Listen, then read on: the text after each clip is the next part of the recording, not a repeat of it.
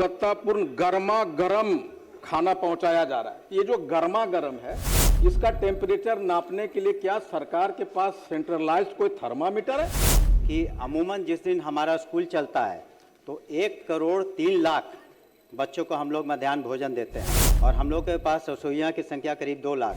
तो इस वजह से कई जगह ये ज़रूरत पड़ जाती है कि हम लोग एनजीओ के माध्यम से इस तरह की कार्रवाई करें। महोदय, मेरा सवाल सरकार से ये था कि क्लस्टर किचन के माध्यम से स्कूलों में जो खाना पहुंचाया जा रहा है वो गुणवत्ता विहीन है और ठंडा खाना पहुंचाया जाता है। सरकार का जवाब था सकारात्मक है, फिर विद्या भी है। अब सरकार कहती है कि जिसका अनुपालन ठीक है, एनजीओ सप्लाई कर रहा है। इसमें मेरे दो पूरक हैं सर। एक सरकार कहती है कि गुणवत्तापूर्ण गर्मा गर्म खाना पहुंचाया जा रहा है। ये जो गर्मा गर्म है, इसका टेम्परेचर नापने के लिए क्या सरकार के पास सेंट्रलाइज्ड कोई थर्मामीटर है? नंबर 1।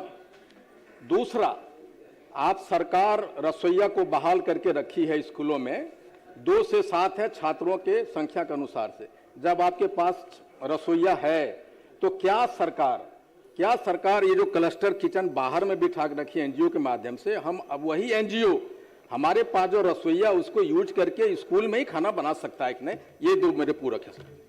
माननीय मंत्री। माननीय अध्यक्ष महोदय, जहाँ तक गुणवत्ता का प्रश्न है तो उसके लिए हम लोगों ने अच्छी संस्थाओं से थर्ड पार्टी मूल्यांकन कराया जाता है। इस आलोक में जो थर्ड पार्टी हम कहना चाहेंगे, जैसे Chandragupta institute of management and planning CIMP Patna से, Asian development research institute ADRI से, Lalit Narayan Mishra institute of economic development and social change LN Mishra institute जो है, development of management institute Patna, Indian institute of management Bodhgaya, institute of hotel management catering technology and applied nutrition IHM Bodhgaya.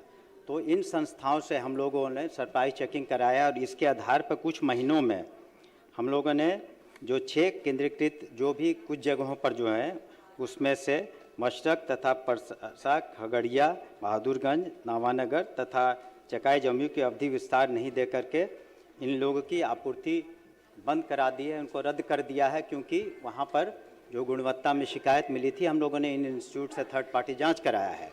तो इसलिए, और रसोइयों का जहाँ तक माननीय मुख्यमंत्री के निर्देश पर उनका मानदेय भी दुगना हुआ और अधिकांश जगहों पर उन्हीं के द्वारा ये किया जा रहा है।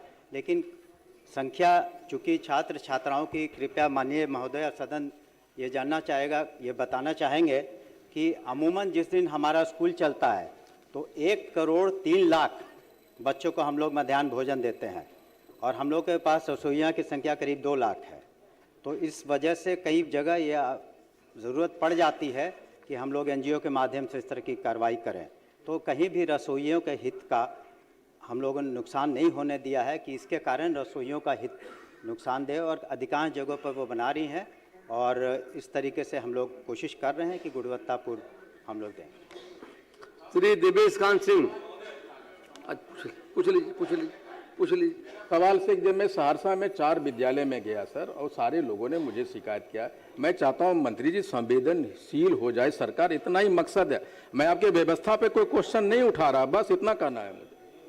माननीय अध्यक्ष महोदय, अगर सहरसा के जिन जगहों का जिक्र किया है इसमें इन्होंने जनरल क्वेश्चन पूछा था, तो अगर आप लिख के दे दें तो हम अलग से उसका श्री देवेश कांत सिंह।